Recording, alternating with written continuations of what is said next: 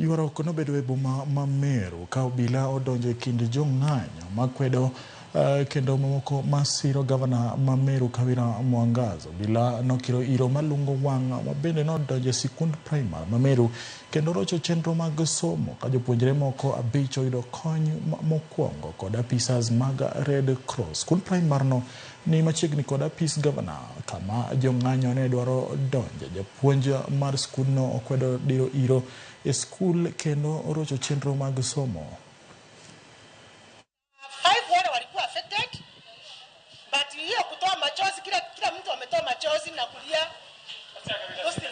They were about 4. Kuna moja imeingia mpaka kwa class watoto wakiwa, nyingine kavunja huko nyuma, nyingine huko mbele, but it was accidentally because there are some. Unajua wakati wamerushiwa, there are some who have jumped through the fence kuingia shule, which was bad. Tutaandamana mpaka aende, lazima aende. Kama atashuka leo, atashuka sasa hivi, lazima ashuke. Hatumtaki, tumechoka na yeye, tumempea the 2 years. Hakuna kitu amefanya. Mara ya kwanza akakuwa saved, mara ya pili akakuwa saved akijifanya huko Senate. Vile alienda kulia huko Senate, akujangi alie huku Meru hivi. Akipita pale Kavita, anakuja huku anakuwa simba, lakini akiwa Senate yeye ni mnyenyekevu. Kawira must go. Na hii si mambo about gender. Hii ni mambo ya incompetence na tunasema hatutaki uongozi mbaya.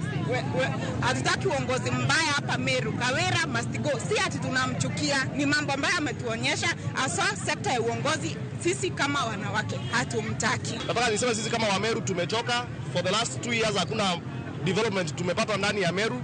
Tumemuona akipeana ng'ombe, akipeana gumboots ambazo hazitusaidii.